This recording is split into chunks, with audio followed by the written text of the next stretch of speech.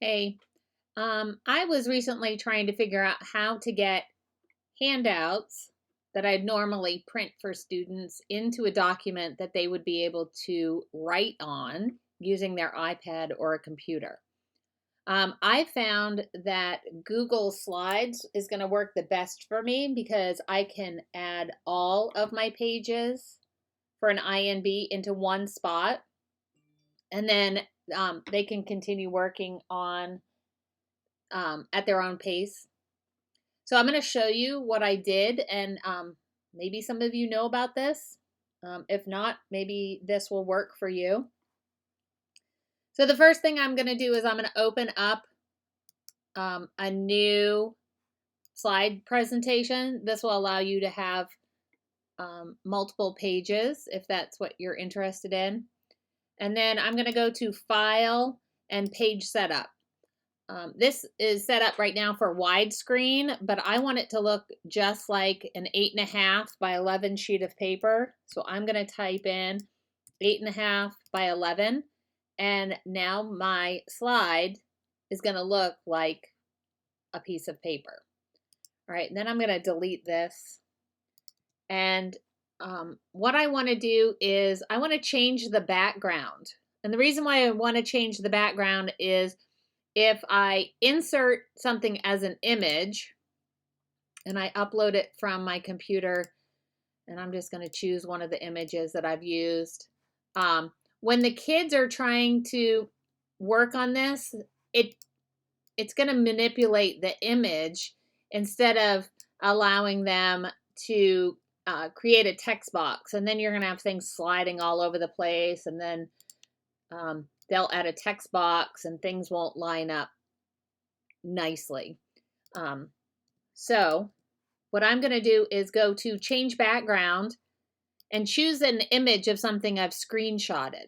So I opened up that file that I wanted and Shift Command 4 to screenshot it.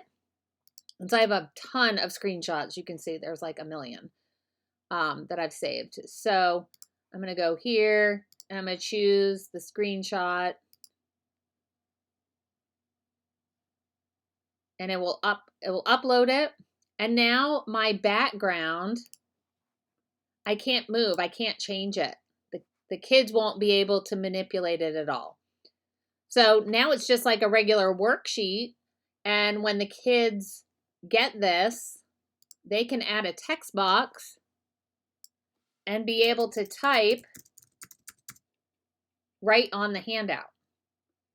Now, one of the other things that I did was I assigned my interactive notebook to each of my students. So I go into my Google Classroom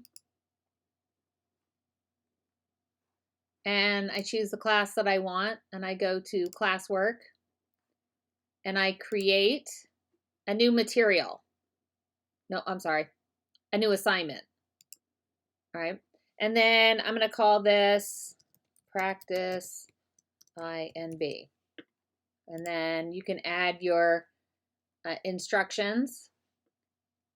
And then I'm going to go here and I'm going to share it and get that link. Get shareable link. Copy link. Go back to my class. Add link.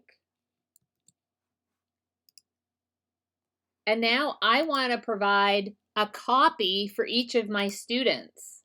Then that way they will be able to manipulate it and they'll have their own individual copy.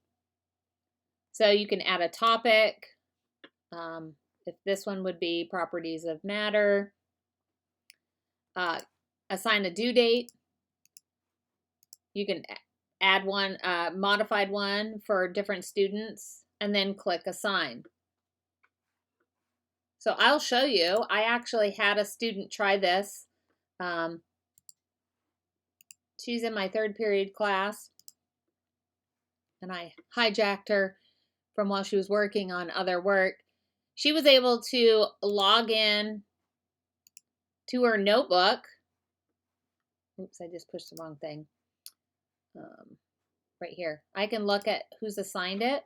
I was able to choose Emma Grace, and while she was writing her name, I could actually see it in real time that she was working on it. And then I had her go to this page, and she was able to add a text box and answer the questions here. And then they don't even need to turn it in.